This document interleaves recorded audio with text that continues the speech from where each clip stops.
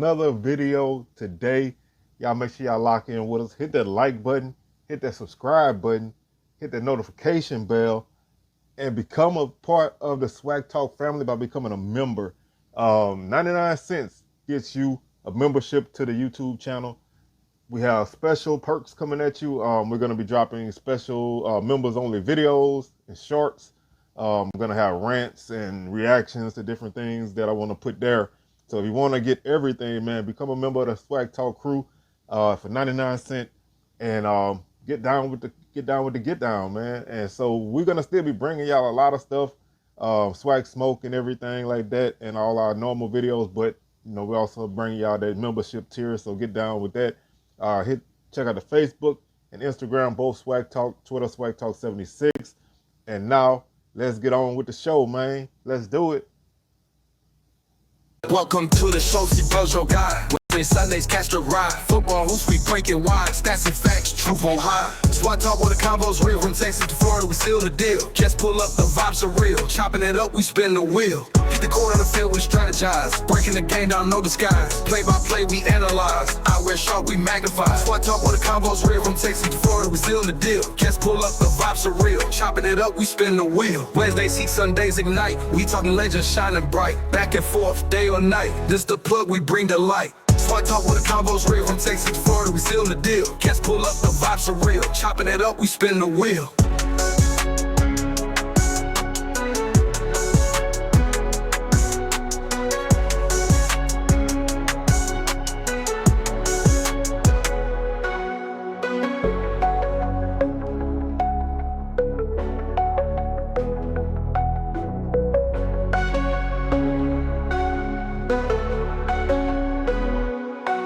Wednesdays heat, Sundays ignite. We talking legends shining bright. Back and forth, day or night. This the plug, we bring the light.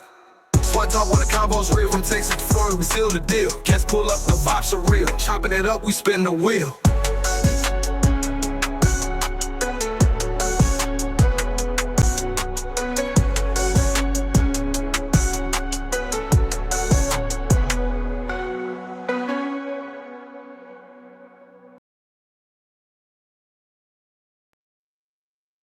All right, everybody, what's going on? How y'all doing? Welcome back to the Swag Talk as we continue our week 2 preview. This is part 2 of week 2. We're going to run through the final 5 games of the weekend. Like I said, if you want to check out part 1, it's up on the site. So we're going to go ahead and go through part 2, man. We're going to run through these last few games and get ready for the action, man. And then Sunday, we'll recap everything. So with that being said, of course, I'm your tour guide. Hop in. Let's take a ride. First game we're going to talk about is FAMU taking on Florida Atlantic. The Owls coming into this game 0-1. Rattlers are 0-1.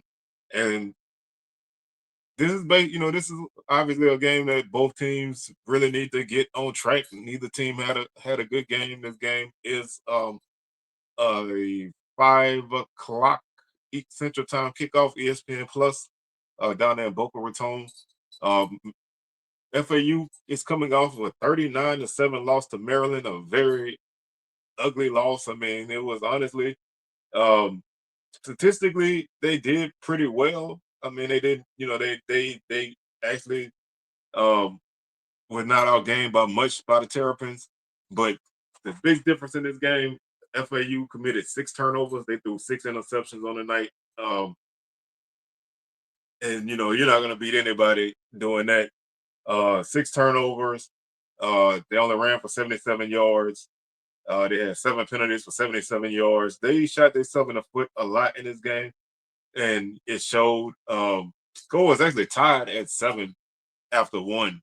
Maryland had a 26-point second quarter, which basically ate them up.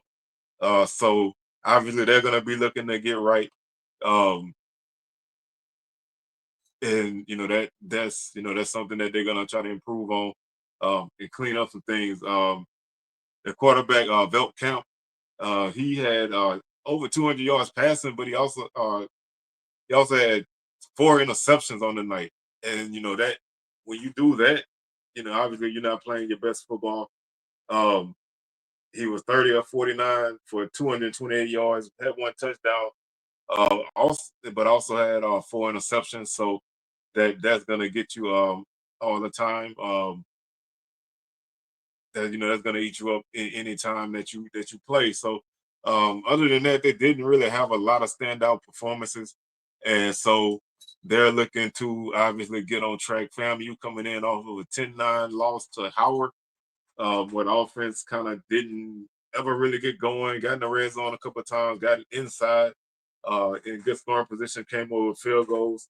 Howard was able to piece together a drive at the end and pull out the dub. And so FAMU is also back to the drawing board. I personally feel like my keys for this game for FAMU is to try to establish your running attack. You know what I mean? Obviously, the potential is there. You have guys that can carry the ball with Franklin and Somerset. Um, get those guys involved. You got a strong offensive line. You got to try to establish something because since you're sticking with R.J. Johnson and he's a young QB, you need to help him out. You need to give him give him comfortable throws. And I thought that was something that they did early. Um, Kind of went away from it, but I think the running game would be key for this team to at least establish that. If you're gonna, like I said, stick with the young guy and give him some confidence. Defensively, they played solid. Obviously, if you give up 10 points in a game, you probably should win majority of the time. So I thought the defense did, played as well as they could, minus that final drive, which I think they were kind of a little bit conservative in that drive, trying to, keep them from hitting big plays, and they still able to make things happen. But I think this is a game where, like I said, both teams need positivity. Both teams need this. FAU, like I said, they played a pretty rough game on Saturday as well. So to me, FAMU, I think this is more of a game about FAMU more than it is the opponent. I think they just need to come out and play some good football, and the spread on this game was not that high. So I think a lot of people feel like these teams aren't a huge separation between the two. But when you look at what FAMU did offensively in the first game, there's no real way that this game should probably be that close if they continue to struggle offensively. Um, I'm gonna say because we don't know how FAMU's offense is. I'm gonna say I'm gonna give FAU a 31-10 victory. I mean, probably that may be a little conservative on both ends, but I just need to see more for FAMU offensively just to know that it's possible for them to get there. Because I think they had a better offensive attack. This game could be a lot. This game could be more reminiscent to the game they had with USF a couple years ago, where they were actually in that game late. And that's not to say that this can't happen, but we just need to see this offense kind of get better step by step. So uh, I know the Rattlers will be ready to play, and so we'll see if they can make some things happen there. Our final FBS game of the weekend is Bethune Cookman taking on University of Miami, the Hurricanes. Number 5 ranked, they coming off of a victory over Notre Dame. They are looking good. They have Carson Beck, former Georgia quarterback, running the show there. He threw for 205 yards on Saturday.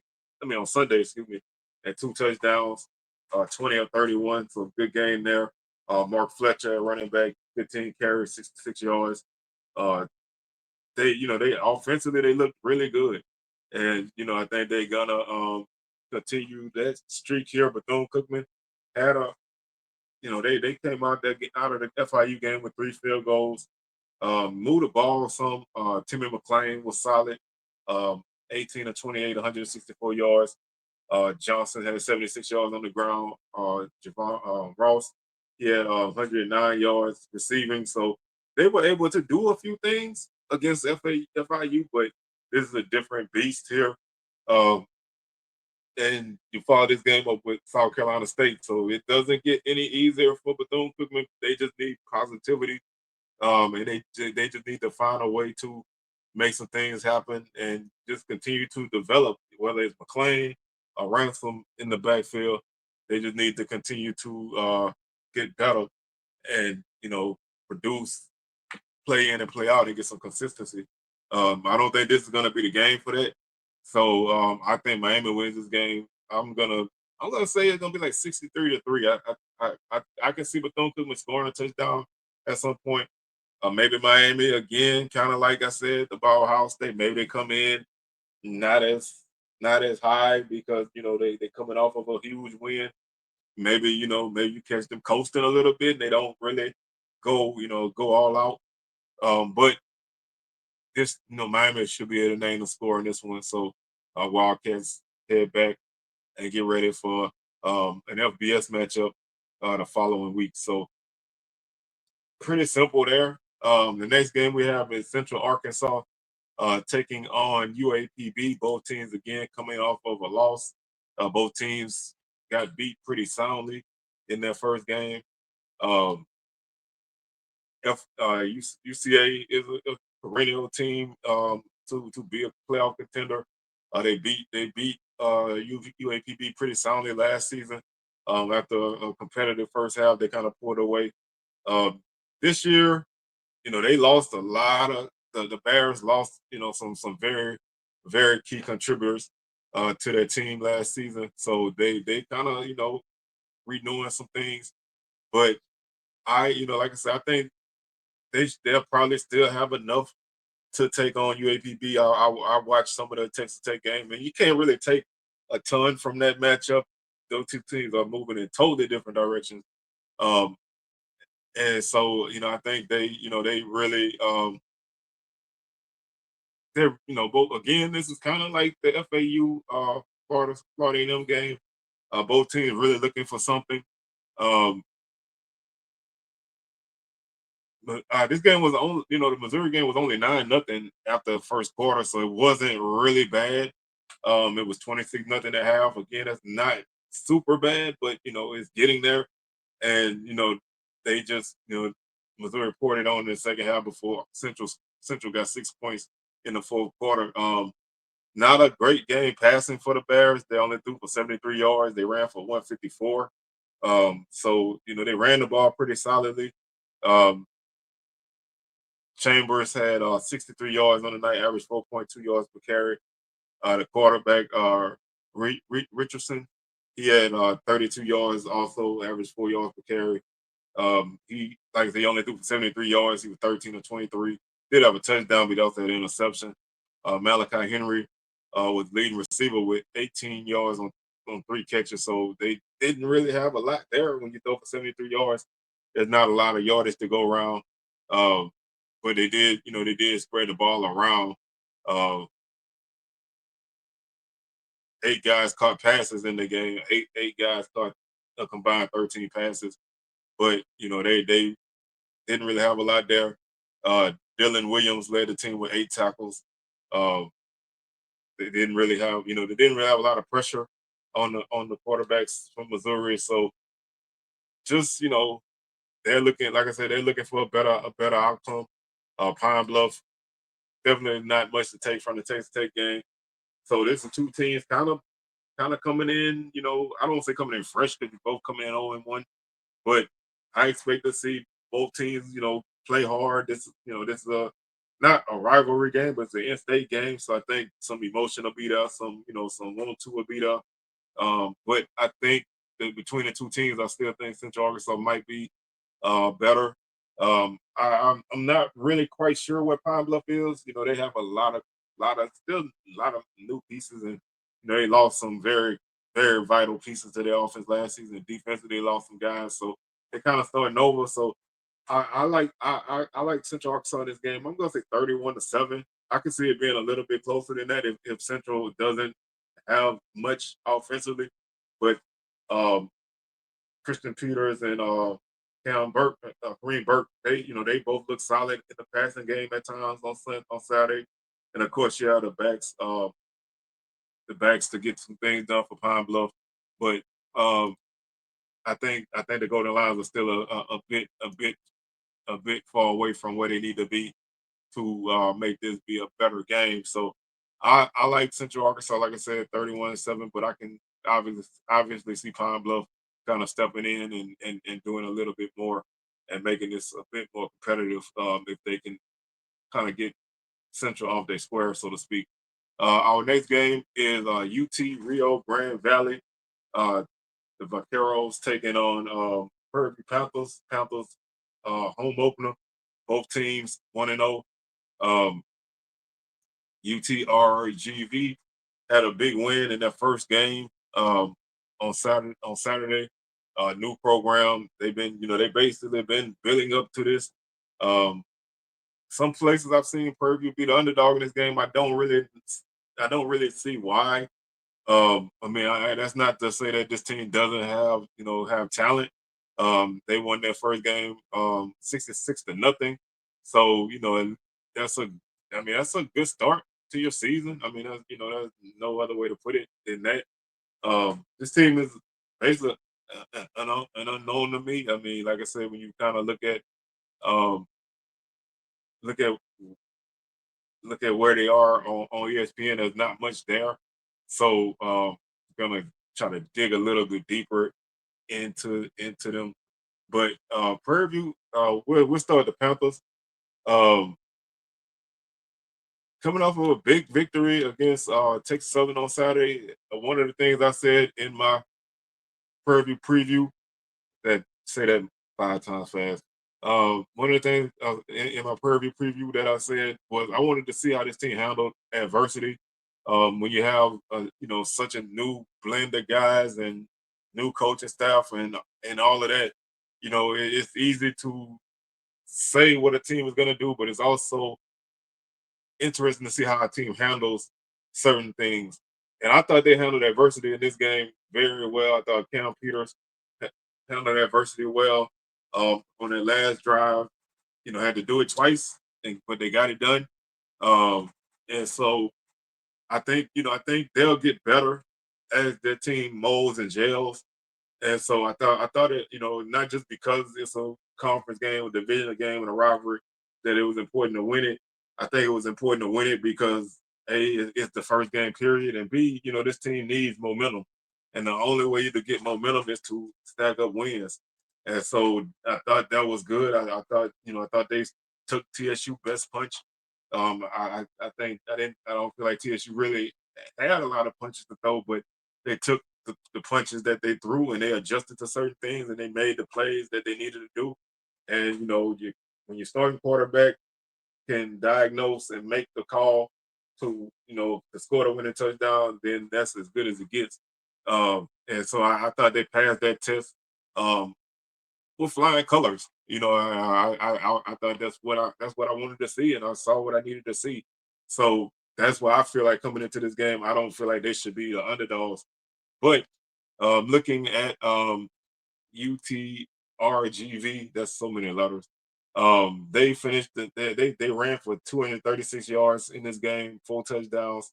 They threw for 438 on the night, 26 of 27, 5 touchdowns, 674 yards of offense. Um, they did fumble the ball once. Um, they only gave up 74 yards of offense. So it's so hard to judge this team off of their first game. I mean, the opponent punted for almost punted for 352 yards. They punted 9 times. So it was not much there. I mean, this team kicked off for 666 yards. They kicked off almost as many yards as they did gaining on total offense. So it was just a total domination of a night.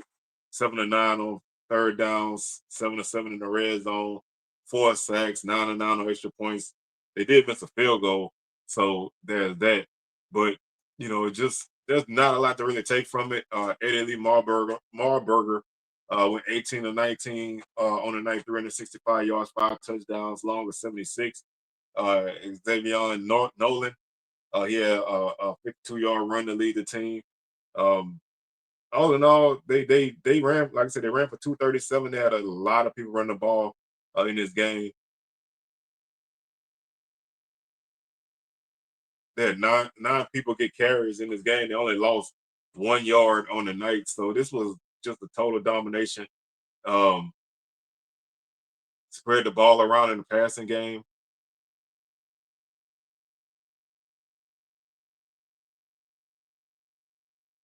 14 people caught passes. Um, 10 of the 14 caught. I mean, no, 9 of the 14 caught at least 2 passes. So they really spread the ball around. The leading guys had four receptions apiece. Nolan, uh, he had 2 catches for 126 yards and 2 touchdowns out the backfield. So that's definitely a guy that you probably should kind of keep eyes on, or maybe he's a receiver. Let me look because he only had the 1 carry. Yeah, he's a wide receiver, so he actually had a carry for 52 yards, but he caught 2 passes on the night. So really efficient game for him in all aspects. Um, and so he's a guy who came from Texas State, um, 5'6", 160, so not a big guy at all, but definitely probably a quicker guy. And in a game like this, you're gonna eat against a team like that.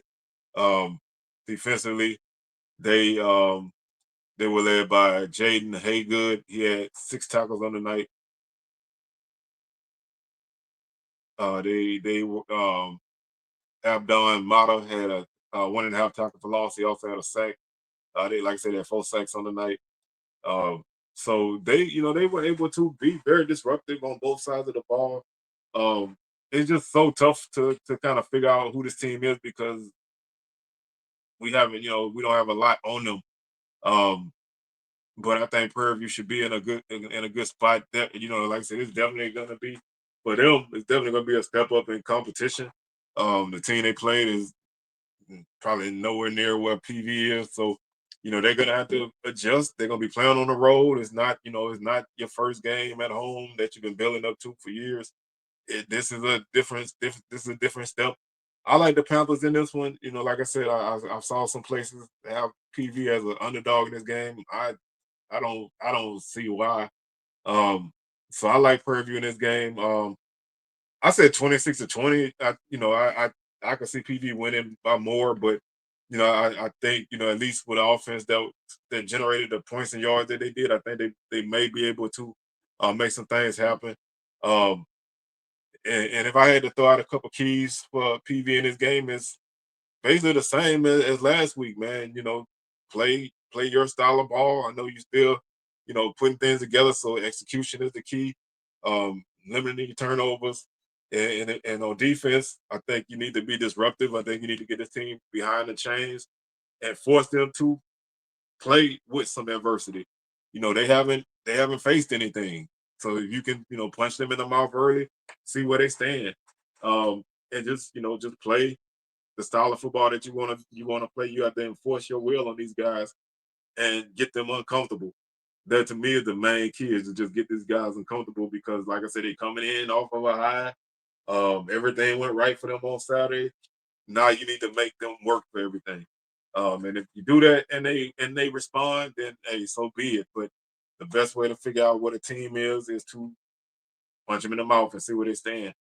But so I like PV in this game, and I think they have a good chance of surviving this matchup and moving forward. The final game of the weekend, which some people view it as the game of the week, some people don't. But this is Southern and Alabama State, 6 p.m. kickoff in Baton Rouge, ESPN Plus. Alabama State coming off of a great offensive performance against UAB, 42 points. Um, really good outing, man. Andrew Body, 312 yards on the ground. In the air, 4 touchdowns, 119 on the ground, 1 touchdown, 13 of 15 on third down. Um, 4 different receivers caught touchdowns. Jalen Jones had over 100 yards receiving. They did everything that you want from a team to do offensively in a game, and to do it against an FBS team is a very impressive performance. Um, Defensively, it was the opposite, and I'm not gonna punish them so much for doing that against a FBS opponent on defense, but you still have to acknowledge it. And so they gave up a lot of yards on the ground in that game. But again, you can chalk some of that up to new DC, new cornerback coach, all this stuff, new pieces of guys trying to fill in. It's a lot of moving parts. on that defense that I don't think is gonna be. I don't think by the time you get toward the end of the season, the defense is gonna be giving up so many run yards. Um, so I think Bama State's coming in on a good spot. I mean, I think they're coming in about as good as you can off of a loss. You know, I do feel like, to be honest, I do feel like some people acting like they won this game. They ultimately they lost, but they played well on offense, defensively. You know, they still had the opportunities, just couldn't really close the door on the Blazers. But they did the things that you needed to do to be successful. And that makes them a dangerous team coming into this game. Now, where they go after this, who knows? But they're coming in on a high note. Like I said, about as high as you can come in off of a loss as you can. So I think they are gonna be a dangerous team, and rightfully are the favorites in this game. Um, Southern is coming in as an inconsistent team. Um, depending on who you talk to, you get different responses from that game on Saturday against Valley. But um, Southern was in control of that game. They were up 11 before they fumbled two times, and directly led to 8 points. No, 9 points. Directly led to 9 points. Scoop and score for a touchdown, and then Valley got the ball at like the one and had to kick a field goal. So that could have lead from 24-13 to 24-22. And then Southern was able to expand that lead again before Valley scored a touchdown with like 2 minutes left.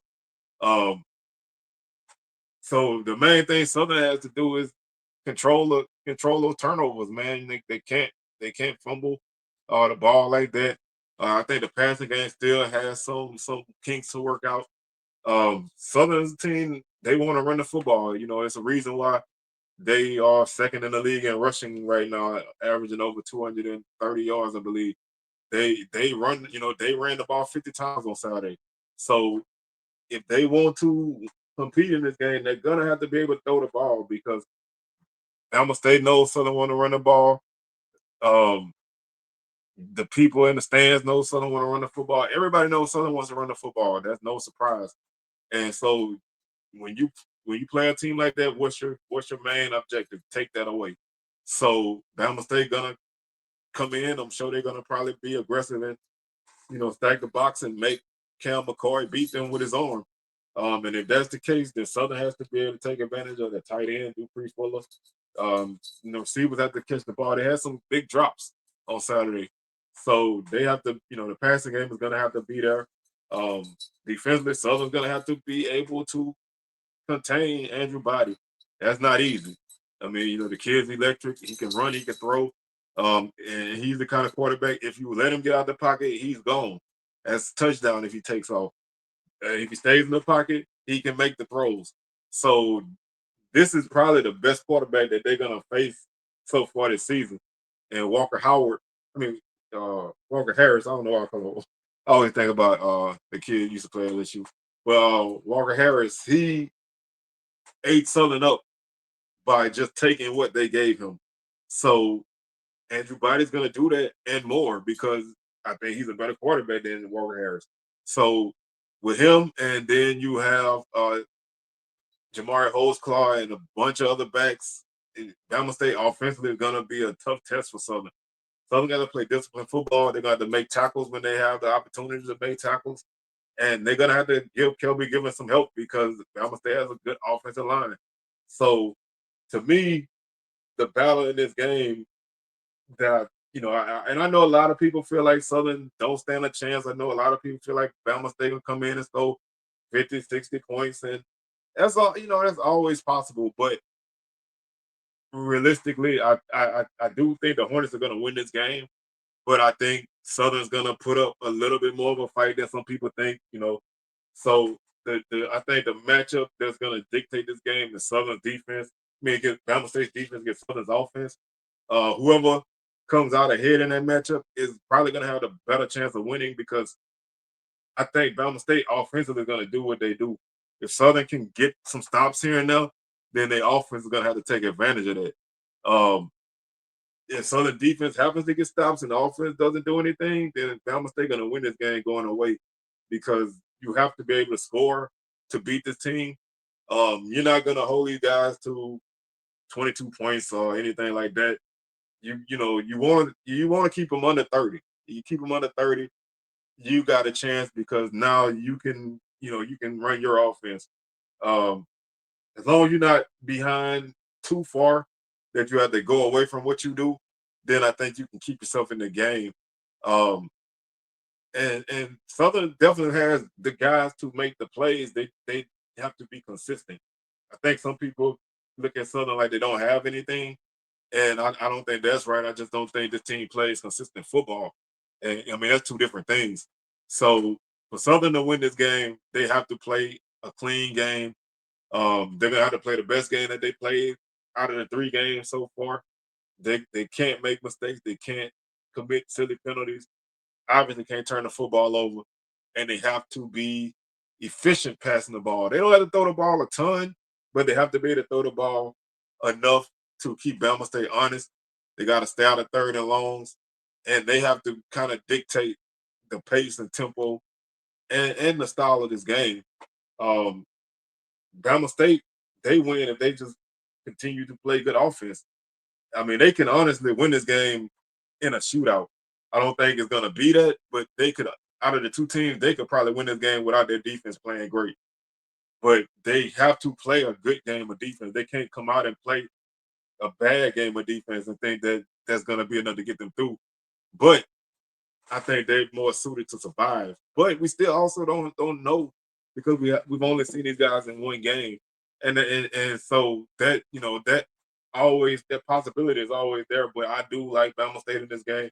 I don't think it's gonna be as crazy as a lot of people think. I think it's gonna be a game Bama State win like 20. I'm gonna say 28-21.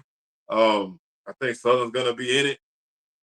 Maybe Bama State. Maybe they score late or they Southern score late to cut it to 7 or something like that.